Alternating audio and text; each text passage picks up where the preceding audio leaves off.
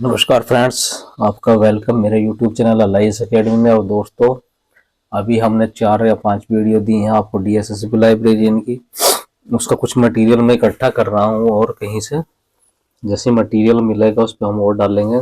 तब तक NBS series में हम लाइब्रेरी साइंस कंटिन्यू रखेंगे, तो बने रहिए चैनल पर। इंफॉर्मेशन आपके लिए अच्छी है, ऐसा नहीं है क्वेश्चन बढ़िया या बेहतरीन क्वेश्चन नहीं करा रहे। क्वेश्चन की वैरायटी जैसा हमने बताया था कि है हमारे पास, तो कोशिश है आप लोगों का ज़्यादा से ज़्यादा भला हो सके। बस आप लोगों से एक ही शिकायत है कि आप लाइक और शेयर नहीं करते हैं। तो शुरुआत करते हैं आज की वीडियो का। और इस बार तो आप लोग सिलेक्शन लेके रहेंगे, मुझे पता है ना। तो निराश मत होइए, उम्मीदों पे जमे रहिए, बी पॉजिटिव। शुरुआत के क्वेश्चन का विच of the following is the element of the marketing mix. निम्नलिखित में से मार्केटिंग मिक्स का उत्पादन कौन करता है। तो दोस्तों, मार्केटिंग मिक्स का जो उत्पादन करता है वह हमारा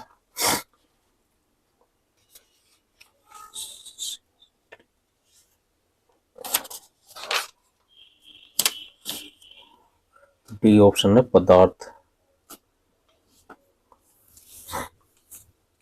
मार्केटिंग मिक्स व्यवसायों के लिए एक ऐतिहासिक रूप से उत्पाद मूल्य स्थानों प्रचार के आसपास केंद्रित है।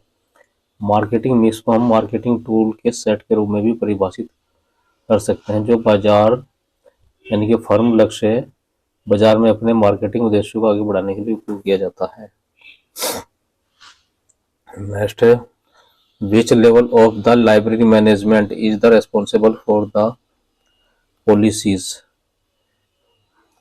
पुस्तकालय प्रबंधन का कौन सा स्तर नीतियों के क्रियान्वित करने के लिए उत्तरदायी है। तो मिडल होता है, मध्यम स्तर का जो मैनेजमेंट है वो इसके लिए उत्तरदायी होता है।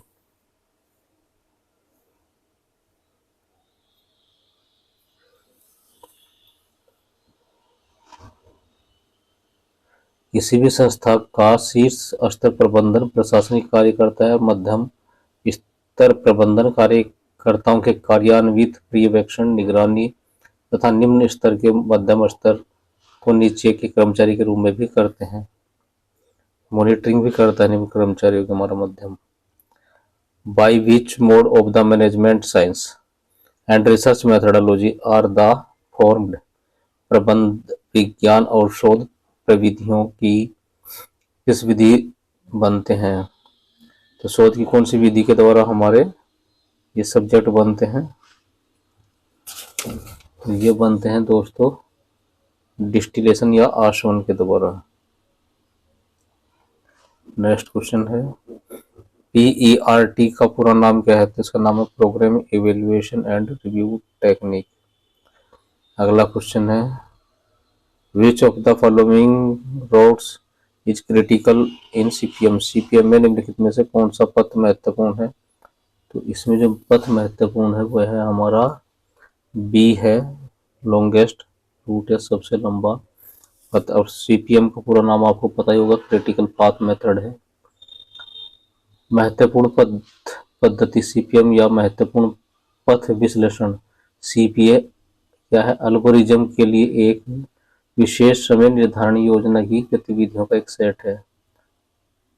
आमतौर पर कार्यक्रम मूल्यांकन और समीक्षा तकनीकी पीईआरटी के साथ संयोजन के रूप में उपयोग किया जाता है। एक महत्वपूर्ण पथ निर्भर गतिविधियों की सबसे लंबी अवधि की पहचान करके उन्हें शुरू से अंत तक पूरा करने के लिए आवश्यक समय को मापने के लिए निर्धारित किया जाता है। तो ये हमने थोड़ा सा आपको डिटेल में बता दिया है।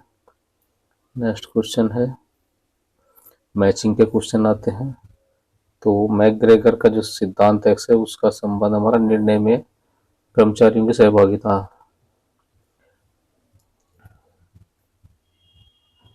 Participate in the decision making है ना।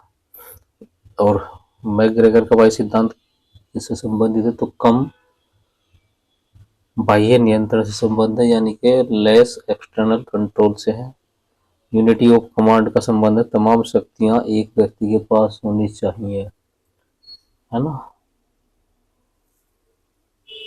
All powers in one person, समय और लागत का संबंध हमारा PERT से है। नेक्स्ट क्वेश्चन है, the function of management given by the Luther Gulick are planning, post core, organizing, staffing, coordinating, directing and, यानी कि इसमें क्या बचा आएगा हमारा, reporting and budgeting, A option है, प्रतिवेदन और बजट। पूरा इसको हम बोलते हैं, पी से प्लानिंग यानी नियोजन, ओ से ऑर्गेनाइजिंग या संगठन, एस से स्टाफिंग या कर्मचारी व्यवस्था, डी से डायरेक्टिंग या निर्देशन, सी ओ को से कोऑर्डिनेटिंग या समन्वय, आर से रिपोर्टिंग या प्रतिवेदन और बी से होता है बजटिंग। ठीक है दोस्तों, अधिकतम आउटपुट प्राप्त करने के लिए निम्नलिखित में से कौन सा उद्देश्य है, तो यह हमारा मैनेजमेंट है। नेक्स्ट क्वेश्चन है,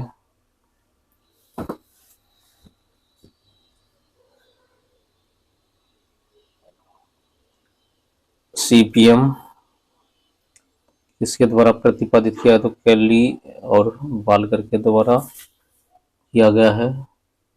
CPM क्रिटिकल पाथ मेथड 1950 के दशक में ड्यू पॉन्ट के मॉर्गन आर बालकर और रेमिंगटन रैंड के जेम्स केली जूनियर के द्वारा विकसित एक प्रोजेक्ट मॉडल तकनीक है। नेक्स्ट क्वेश्चन है, the right to the give order and the power of act obedience is known as, pronunciation में इंग्लिश में हो सकता है कुछ प्रॉब्लम हो, हम लोग सही से प्रोनाउंसिएशन कर पाए नहीं कर पाए, तो आप पढ़ सकते हैं। और हिंदी पे तो हमारा मातृभाषा अधिकार है ही।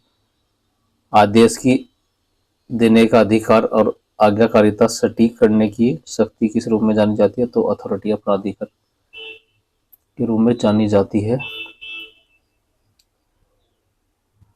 ना।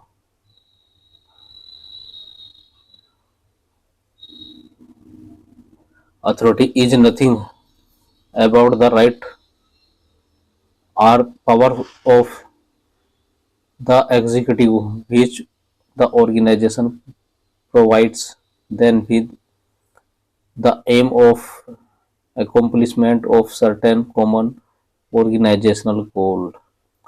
तो ये किसकी परिभाषा थी, ये थी हमारी हेनरी फ्यूल की। नेक्स्ट क्वेश्चन है, management information system gives information for, सूचना प्रबंधन प्रणाली सूचना प्रदान की जाती है किसके द्वारा, निर्णय के लिए या डिसीजन मेकिंग के लिए की जाती है।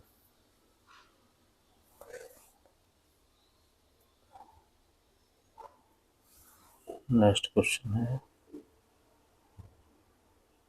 Meaning of SWOT is O, SWOT में ओ का क्या अर्थ है, तो अपॉर्चुनिटी अवसर है। SWOT का पूरा नाम है strength, weakness, opportunity and threats.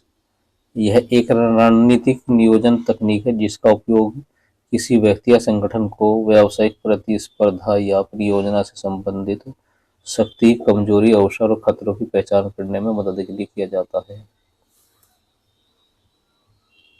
Strength और वीकनेस अक्सर आंतरिक रूप से संबंधित होते हैं, जबकि अपॉर्चुनिटी और थ्रेट्स आमतौर पर बाहरी वातावरण पर ध्यान केंद्रित करते हैं। Next question, the PERT technique is for which of the following, PERT तकनीक निम्नलिखित में से किसके लिए है, तो यह है सिस्टम एनालिसिस या प्रणाली विश्लेषण के लिए है। और आपको पता ही है अमेरिका नौसेना के द्वारा PERT को 1957-58 में पहली बार विकसित किया गया था। अगला क्वेश्चन है, PERT का अर्थ होता है program evaluation and review technique. Next है, which level of the management responsible for, ये तो है आज चुके हैं क्वेश्चन, अलग अलग एग्जाम में पूछे गए होंगे इसलिए रिपीट हो रही है। तो मध्यम स्तर है, कार्यकलापों का क्रियान्वयन, पर्यवेक्षण और निगरानी हेतु किस स्तर का प्रबंधन जिम्मेदार होता है? तो ये है मध्यम स्तर है।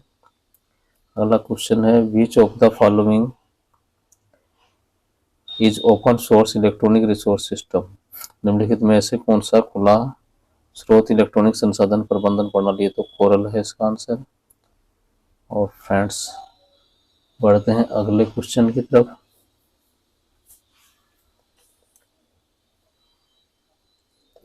पुस्तकालय प्रबंधन के साथ प्रबंधन के वैज्ञानिक सिद्धांतों का वर्गीकरण किसने किया था? तो ये थे हमारे ईजे इवांस। नेक्स्ट, 1950 में सीपीएम पद्धति किसने विकसित की थी? तो केली और वाकर ने विकसित की थी। हम पहले बता ही चुके हैं इसके बारे में भी डिटेल में। अगला क्वेश्चन है, ये क्वेश्चन आजकल पजल्स टाइप काफी आने लगे हैं हर एग्जाम में। Resource description framework consist which of the following? संसाधन विवरण फ्रेमवर्क में क्या समाविष्ट है? तो इसमें थ्रेट है, प्रेडिकेट, पेन प्रकथन और ऑब्जेक्ट या पदार्थ है। तो सही ऑप्शन बैठता है हमारा बी।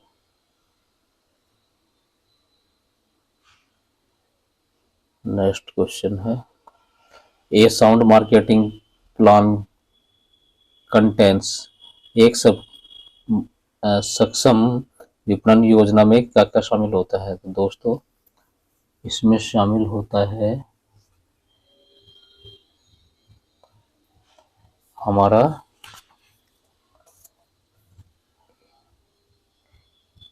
वातावरण का विश्लेषण, स्वॉट का एनालिसिस और ब्रीफ स्टेटमेंट ऑफ मिशन का संक्षिप्त विवरण, ये सब शामिल होते हैं। नेक्स्ट क्वेश्चन है, तो अभी ये यहीं समाप्त करते हैं आज की वीडियो। कल दूसरा कुछ कंटेंट्स लाएंगे और डीएसएसबी के क्वेश्चन भी कलेक्शन हो रहे हैं, देखते हैं। 1-2-3 दिन में आप लोगों को फिर डीएसएसबी वाला कराएंगे। बने रहिए साथ में, बस लाइक और शेयर कर दीजिए प्लीज़ यार, कितना रिक्वेस्ट कराओगे। नमस्कार, मिलते हैं जल्दी ही।